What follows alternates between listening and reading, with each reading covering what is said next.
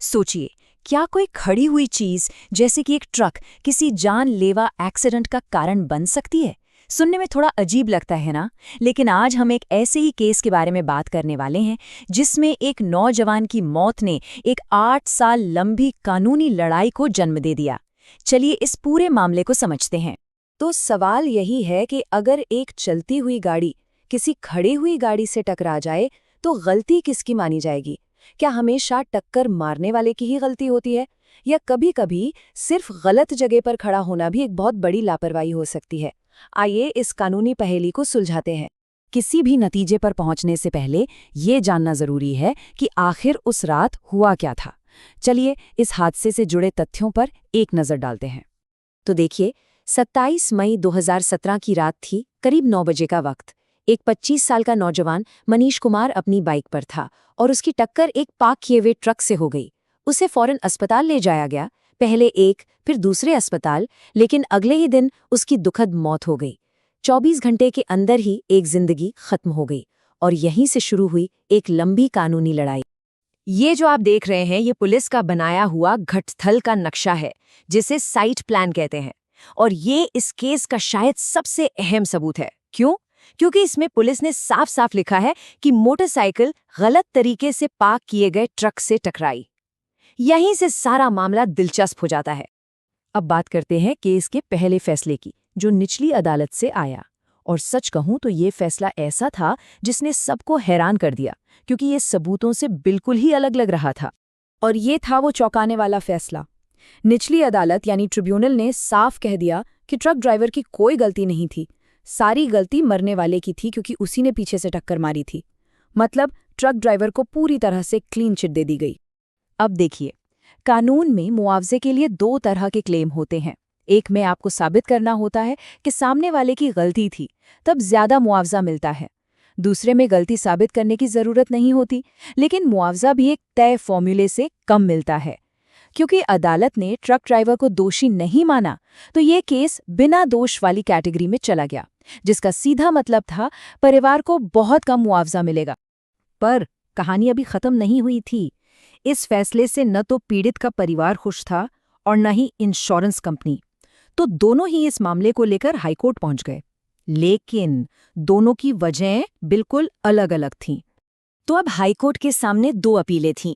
एक तरफ थी पीड़ित की मां, जिनका कहना था कि निचली अदालत का फैसला गलत है, ट्रक ड्राइवर की लापरवाही थी और हमें ज्यादा मुआवजा मिलना चाहिए। और दूसरी तरफ थी इंश्योरेंस कंपनी, जो कह रही थी कि जो मुआवजा तय हुआ है वो भी बहुत ज्यादा है, उसे और कम किया जाए। अब हाईकोर्ट को नए सिरे से पूरे मामले को देखना था। तो चलिए देखते हैं कि हाईकोर्ट ने इस उलझी हुई गुत्थी को कैसे सुलझाया। हाईकोर्ट के जज ने एक जासूस की तरह काम किया और हर उस सबूत को दोबारा से देखा जिसे निचली अदालत ने शायद नजरअंदाज कर दिया था। और यहीं आया केस में सबसे बड़ा मोड़। जब इकलौते चश्मदीद गवाह से सवाल जवाब हुए तो उसने माना कि हाँ, गलती दोनों की थी। लेकिन फिर उसने एक बहुत जरूरी बात कही कि ट्रक वाला ज्यादा लापरवाह था। इस एक लाइन ने पूरे केस का रुख ही बदल दिया। तो हाईकोर्ट ने 3 चीजों पर खास ध्यान दिया। पहला, गवाह का वो बयान कि ट्रक ड्राइवर ज्यादा लापरवाह था। दूसरा, पुलिस का नक्शा जिसमें साफ दिख रहा था कि ट्रक सड़क के बीच में पार्क था, किनारे नहीं। और तीसरा, ट्रक ड्राइवर के खिलाफ एक क्रिमिनल केस भी दर्ज हुआ था। इन तीनों बातों को निचली अदालत ने अहमियत नहीं दी थी। और इसके आधार पर हाईकोर्ट ने एक बहुत ही महत्वपूर्ण कानूनी बात कही।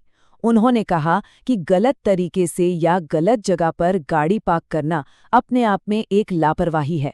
यानी जरूरी नहीं कि गाड़ी चल रही हो तभी आप लापरवाह कहलाएंगे। गलत पार्किंग भी लापरवाही के दायरे में आती है। हाईकोर्ट ने माना कि 90% गलती तो ट्रक ड्राइवर की ही थी, क्योंकि उसने गलत जगह ट्रक पार्क किया था।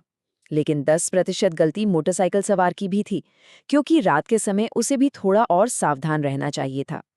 इसे कानून में योगदायी लापरवाही या कॉन्ट्रीब्यूटरी नेग्लिजेंस कहते हैं। अच्छा, अब जब ये तय हो गया कि गलती किसकी कितनी है, तो अगला सवाल था कि मुआवजा कितना बनेगा। तो हाईकोर्ट ने बिल्कुल नए सिरे से मुआवजे की पूरी कैलकुलेशन की। देखिए, मुआवजा कैसे कैलकुलेट होता है। पहले पीड़ित की महीने की कमाई ली जाती है, फिर उसमें भविष्य में होने वाली बढ़ोतरी को जोड़ा जाता है, जो यहाँ 40% है। उसमें से आधा हिस्सा उसके निजी खर्चों के लिए घटा दिया जाता है, जो रकम बचती है उसे साल भर के हिसाब से गुणा करके फिर पीड़ित की उम्र के हिसाब से एक खास नंबर, जिसे मल्टीप्लायर कहते हैं, उससे गुणा किया जाता है। ये सब करके जो फाइनल अमाउंट आया वो था 20 लाख से ज्यादा। अब जरा इस टेबल पर नजर डालिए और फर्क देखिए। निचली अदालत ने कुल मुआवजा तय किया था लगभग 10,78,000। वहीं हाईकोर्ट ने जब दोबारा गणना की तो कुल मुआवजा बना लगभग 19,47,000, यानी लगभग 2 गुना। इससे साफ पता चलता है कि लापरवाही को साबित करना कितना जरूरी था। तो इस 8 साल लंबी कानूनी लड़ाई का अंत क्या हुआ? हाईकोर्ट का अंतिम फैसला क्या रहा?